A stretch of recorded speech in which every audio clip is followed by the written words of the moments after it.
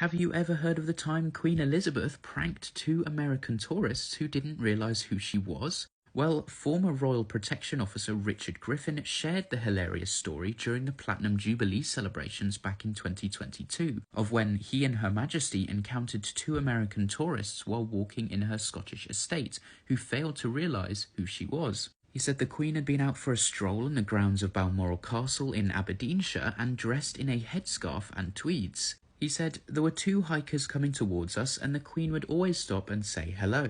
It was two Americans on a walking holiday and it was clear that they hadn't recognised her, which was fine. The American man asked her if she lived in the area, to which she replied that she did indeed have a house nearby. She said that she lived in London but had a house just over the hill, and the American man asked how often she had been coming up here. She said she'd been coming up for more than 80 years, and you could see the cogs were ticking. The American man said, 'Well, if you've been coming up here for 80 years, you must have met the Queen.'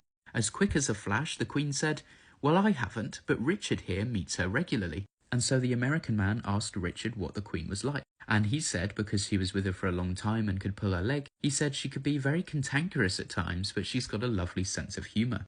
He then said the American man came round, put his arm around his shoulder, and before he could see what was happening, gave his camera to the Queen and asked her to take a picture of them. He said they then took a picture with the Queen, but they never let on and then just waved goodbye. Richard said the Queen then remarked to him that she'd love to be a fly on the wall when they show their photos to the American friends, and hopefully someone tells them who she is. So I just wanted to share that story because I think it's absolutely brilliant.